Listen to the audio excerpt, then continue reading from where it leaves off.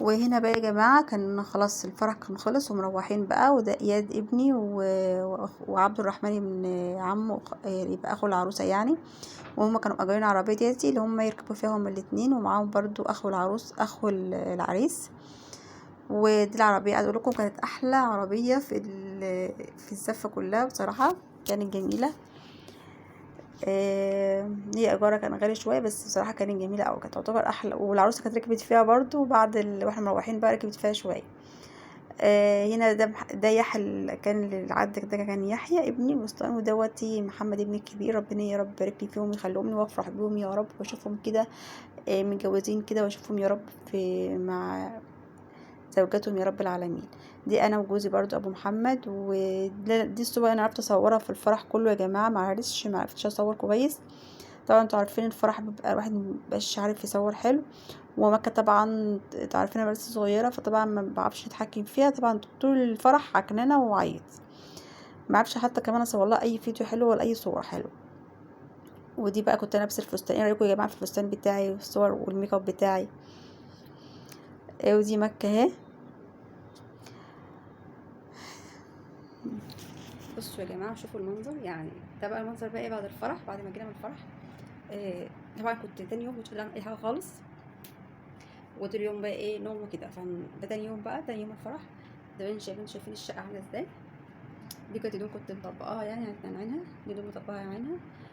وشوفوا بقى مفيش حاجه مكانها طبعا، انتوا شايفين اهو كل حاجه ايه مفيش مكان.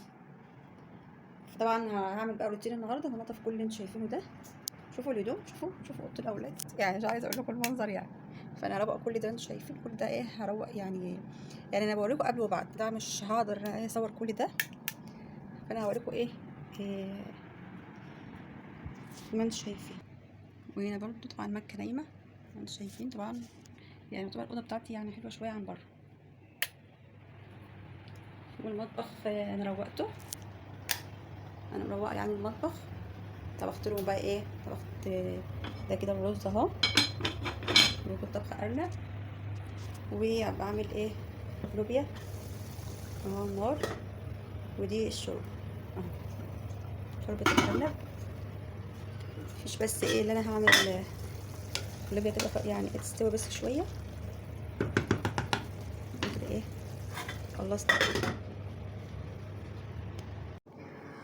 وكده يا جماعه خلاص كنت ولعت على الاكل. كنت زي ما قلت لكم عامله الارنب ولوبيا، ولعت على الارنب وعلى اللوبيا الخضراء. وخلاص بقى نشوف بقى نبدا نعمل ايه في البيت بقى. ابدا بقى ان انا اروق بقى ايه جنب الطبخ وكده. زي ما انتم شايفين طبعا الاولاد حاطين هدوم في كل مكان، فطبعا بحاول ان الم الهدوم اللي هتتغسل على جنب، والهدوم اللي نضيفه على جنب، واللي تتحط في الدولاب وكده على بحطها في الدولاب. وانفض بس الكنب والحاجات ديتي، وروتين كده يعني سريع خفيف، يعني بحيث الحاجات تبقى متوضبه ومتروقه حواليا، مبقاش الدنيا منعكشه زي ما انتم شايفين كده في اول الفيديو. عايز اقول لكم بقى اللي انتم ازيكم الاول عاملين ايه، وحشتوني قوي. اخباركم ايه؟ رجعنا بقى تاني خلاص بقى تاني للروتينات، وفضينا بقى خلاص، والفرح خلص، وكل واحد بقى خلاص بقى راح لحاله بقى خلاص، والعروسه خلاص راحت بيتها، وهنفضى بقى. وعايز اقول لكم عقبال عندكم، وعقبال كل اللي عنده بنوته يفرح بيها، واللي عنده ولد يفرح بيه يا رب، وافرح بولادي يا رب، واشوفهم اشوفهم متجوزين كده، وافرح بيهم، واشوفهم عرسان يا رب العالمين، واشوف مكوكة عروسه كده، وافرح بيهم يا رب. وانتوا كمان يا رب عقبال ما تفرحوا كده، واللي عنده اولاد يفرح بيهم يا رب العالمين. عايز اقول لكم والله الفرح كان جميل قوي ما شاء الله، اللهم بارك. كان جميل، وكان بصراحه بصوا هي بتبقى ارزاق يعني بصراحه يعني. بتبقى النصفة كمان للواحدة بصراحة. كانت العروسة كانت عسل ما شاء الله، اللهم ما شاء الله عليها، كانت جميلة. ربنا يسعدها ويبارك فيها ويحفظها ومن كل شر، ويرزقها بالذرية الصالحة يا رب، ويبعد عنها عيون الناس. زي ما انتم شايفين طبعا انا روقت الصالون، زي ما انتم شايفين بروق بقى الحاجات اللي انتم شايفينها على السفرة دي. هي اصلا كنت انا مطبقها هحطها بس في الدولاب. وبشيل بقى الهدوم اللي هي مش نضيفة احطها على جنب عشان تتغسل. هدوم طبعا اللي هي الفرح والبدل والحاجات دي طبعا اتطربت وبقت يعني بقت بصوا عايزه اقول لكم كانت القمصان بيضه بقت كلها تراب طبعا. كل ده هيتغسل، والبناطيل والحاجات دي بقت يعني فبلم بقى كل الحاجات وبظبط الدنيا، برجع الشقه زي ما كانت. انا مش عارفه انا اللي كده ولا كل الناس اللي زي برضو بيكون عندكم فرح برضو بترجعوا من الفرح الشقه بتضرب زي حالتي كده، ولا انا بس اللي عامله؟ مش عارفه بصراحه. لو انتوا زيي قولولي في الكومنتات عشان شاركوني كده يعني، عرفوني يعني لو انا بس اللي بنبقى منعكشه بعد الفرح اما يكون عندنا مناسبه، ولا كل الناس كده؟ عرفوني يعني. لما بقى السفرة ولما الدنيا وبقى كده خلصنا الجنب ده، هنخش بقى على اوضه الاولاد برضو اظبطها على الماشي كده، واحط حاجات في الدولاب. طبعا ده محمد ابني الكبير طبعا كان معايا في البيت، كان تعبان وما كانش راحش الشغل وكان نايم. اللهم صل على النبي. وبعدين لما بقى السفرة واروح بقى ايه انام بقى الهدوم اللي قلتلكوا عليها. عايز اقول لكم يا جماعه ان بجد ان البيت كان بعد الفرح العروسه ما شاء الله رفيده كانت عامله حس البيت بصراحه. يعني هي ما مشت يا بنت، يعني رفيده اللي مربياها طبعا وكله قاعده كان بيبقى عندي، فاهمين عامله فراغ في البيت جامد، وكأن البيت ما عندوش حس بصراحه من غيرها. كانت هي عامله حس البيت، وكل ما نيجي ننده على اختها ننده باسمها. بصوا، وحتى ساعات باجي انده على مكه اقول له فايضه يعني. البيت بصراحه كلنا حاسين بفراغ بعدها، يعني كانت هي بصراحه عامله حس للبيت. ربنا يسعدها ويفرحها يا رب. زي ما انتم شايفين. حط بقى الهدوم في الدولاب. طبعا يحيى ابني جاب الشغل بقى خلاص، ما يعرفش اصلا انا بصور. فبعدين شوفوا منظر الدولاب. انا كنت عامله روتين معاكم قبل كده اللي في الدولاب، وكان الدولاب كنت مخليه والله العظيم منظم وجميل، بس مش عارفه هو عامل كده ليه. انا زهقت بصراحه موضوع الهدوم والدولاب والحاجات دي. انا كل ما اروقه يعملوه برضو ولا كاني بعمل اي حاجه. انا مش عارفه والله كل اللي عنده ولاد زي حالاتي كده ولا ايه. انا بحس ان انا الوحيده اللي كده، مش عارفه. المهم، اللهم صل على النبي. ربنا يحميهم ويبارك فيهم ويعيشوا ويعملوا كل حاجه، بس احنا بس بنتعب يعني. كده خلاص بقى. كانوا هما بقى يجوا بقى بحضر بقى الغدا عشان نتغدى كلنا. كان القرن بقى خلاص استوى، بحمره بقى في شويه زيت صغيرين، ما كترش بقى الزيت، حبه زيت صغيرين عشان يبقى حاجه صحيه يعني. وتحمريه بالجنبين، وبعد ما يتحمر بترش عليه ملح وفلفل في الاخر، وطبعا بتعصري عليه ليمونه قبل ما تحمريه، وتسيبي الزيت لما يسخن شويه، بعدين تنزلي عليه بالقرن. حاول ما تنشفوش قوي يعني عشان ميبقاش ناشف، ما تحمرش قوي جامد عشان ما ينشفش منك. وممكن تعملوهم برضو بتغيير، ساعات بعملهم بتغيير يعني بعملهم بالفيجيتار، بيبقى جميل قوي. بيبقى الفيجيتار بيبقى حلو قوي برضو. ساعات بعملهم كده وساعات بعملهم يعني بحمره كده بس، وهو بتحمر كده بس بيبقى خفيف كده وصحي يعني اكتر. وكنت عاملهم اللوبيا الخضراء زي ما قلت لكم ورز ابيض. ده كان غدا سريع بسيط جميل ما شاء الله. ربنا يا رب يحفظها يا رب، وما يحرمناش منها ابدا يا رب العالمين، ويرزقنا ويرزقكم يا رب.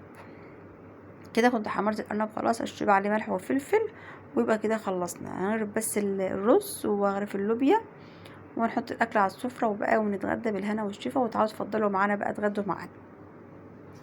طبعا مكه كانت لسه نايمه، ما صحتش طبعا الا بعد ما اتغدينا كمان. كانت سهرانه طول الليل طبعا وتعبانه طبعا من الفرح والحاجات ديت، فطبعا نايمه. بصوا عايزه اقول لكم قتيله. وعايزين نصحي فيها مش قادره تقوم ابدا. طبعا ما اتغدتش معانا يعني، فما صحت منهم بقى اتغدت لوحدها. فانا كنت بغرف لهم بقى دلوقتي، بغرف بقى الرز، وغرفت زي ما قلت لكم اللوبيا، وبسخن الشوربه ونجهز بس الايه الغدا. بعد ما نتغدى بقى ان شاء الله باذن الله،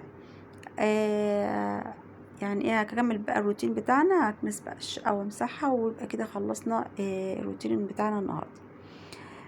عايزاكم بقى تقولوا لي في الكومنتات ايه رايكم في الفستان بتاعه والميك اب اللي انا كنت عاملاه. يكتبوا لي بقى كده، يا ترى الميك اب كان حلو عليا؟ اول مره اعمل ميك اب كامل في حياتي من بعد طبعا فرحي يعني. كنت مثلا اكون رايحه فرح او مناسبه او حاجه، كنت انا بعمل لنفسي انا في اللي هو الميك اب العادي بتاعنا يعني، بزوق نفسي عادي. المهم يعني ايه، الحمد لله كل اللي شافني في الفرح كانوا مبسوط قوي من الميك اب والفستان. فانا ما عرفتش انا اصور لكم صور كتير اكتر من انا صورته، وما عرفتش اصور برضو فيديوهات برضو في الفرح، فعايزاكم تقولوا لي ايه رايكم فيه، يعني كنت حلوه ولا لا يعني في الفستان كده. يعني تشاركوني كده، واحس ان انتوا بتتابعوني وبتتفرجوا على الفيديوهات يعني. فعايزاكم بقى تشاركوني بكومنت حلو منكم كده. ولو انتوا وصلت للفيديو لغايه كده متنسوش باللايك والاشتراك وتفعيل الجرس عشان يوصلك كل جديد يا رب. واكون فيديوهاتي كده تكون بتعجبكم. وده الغدا بتاعنا يا جماعه، السفره، تعالوا كلوا معانا بقى. مكة بقى اخيرا صحت من النوم زي ما انتم شايفين، بتقول لكم ازيكم يا جماعه عاملين ايه، وحشتوني. بس بقى ما عرفتش انزل الصوت يعني. وكنا خلاص بقى اتغدينا وبمسح بقى الشقه خلاص واقعد بقى ارتاح. كان يوم صعب بصراحه. طبعا كان في حاجات كتير كانت اتعملت. طبعا غسيل كنت بغسل فيه هدوم على ايديا وهدوم في الغساله ونشير وحاجات، بس طبعا ده ما صورتوش. زي ما انتم شايفين بقى همسح بس الشقه واوريكم بقى الشكل النهائي في الاخر بعد ما خلصت. وبكده يكون خلصنا الروتين بتاعنا واليوم بتاعنا النهارده. ان شاء الله باذن الله في الايام اللي جايه هنعمل بقى روتينات اكتر واكتر، وهتفرجوا بقى وهعمل ان شاء الله فيديوهات كتير باذن الله في الايام اللي جايه. بس شجعوني بس بالله عليكم باللايك وكومنت حلو منكم كده. ولو انت اول مره تشوفيني متنسيش بالاشتراك وفعل الجرس عشان يوصلك اي فيديو بنزله، يوصلك الاشعار بتاعه. زي ما انتم شايفين بقى، على ما اكونش بقى رغيت كتير معاكم، انا بحب ان انا اتكلم معاكم فضفض كده واحكي براحتي، لان بحس ان انتوا يعني اهلي وصحابي. طبعا اي حد بيتفرج عليا، اي واحد بيتفرج طبعا تعتبر ليا زي صاحبتي بالظبط والله. المهم يا جماعه، ده الشكل النهائي بقى بالشقه بعد ما خلصت زي ما انتم شايفين. والحمد لله حاسه ان انا كده ايه قاعده في هدوء. اقول لكم بقى باي باي والسلام عليكم ورحمه الله وبركاته.